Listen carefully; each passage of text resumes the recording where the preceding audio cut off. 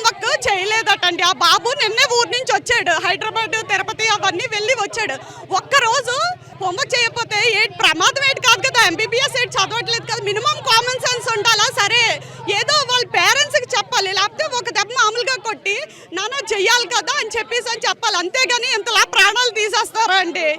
అక్కడే కుప్పకూలిపోయాడు. కనీసం ఇన్ఫార్మ్ చేయలేదు, మాకు మిస్డ్ కాల్స్ ఉన్నాయని చెప్పారు కానీ ఒక్క ఫోన్ కాల్ లేదు, ఏమీ లేదు. వాళ్ళే డైరెక్ట్గా ఏ హాస్పిటల్కి తీసుకెళ్లారట, అక్కడేమొచ్చి వాళ్ళు ట్రీట్మెంట్ చేయనన్నారట, ఇక్కడ కేజీహెచ్కి తీసుకొచ్చేయమన్నారు. అప్పటికే బాబు చనిపోయాడు.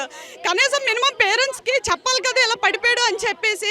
చేతితోటే కొట్టారు, ఫుల్ బట్టలు ఇప్పేసి ఇలాగా చొక్కా పట్టుకొని ఇలా గూపేసి కొట్టారు గట్టిగా. కొట్టేసరికి ఆడ అక్కడే కళ్ళు తిరిగి పడిపోయి దెబ్బకి ఇంకా హార్ట్ స్టాప్ అయిపోయింది. నేను అర్థమవుతాను. వాళ్ళు హోంవర్క్ చేయలేదని నాకు మనవుడు కొట్టింది ఆవిడ. ఆ ఊళ్ళోనే పడి చచ్చిపోయినా మనవుడు.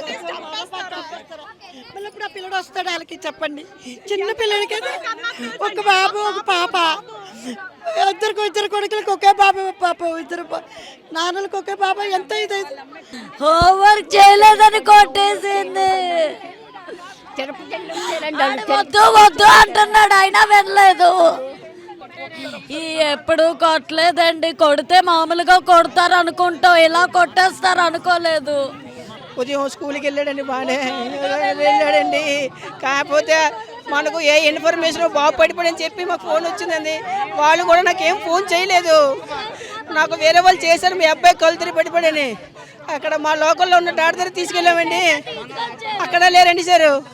కేహెచ్కి వెళ్ళి వచ్చింది కదా, చనిపోయారని చెప్పి అన్నారండి. చెక్ చేసి మాకు ఏ అబద్ధాలు చెప్పారండి, మా అబ్బాయిని కొట్టదని అబద్ధాలు చెప్పారండి. అప్పుడు మా అన్నయ్య వాళ్ళు సీసీ కెమెరా చూసి కొట్టేశారండి, కొట్టి చడిచిపోయాడండి.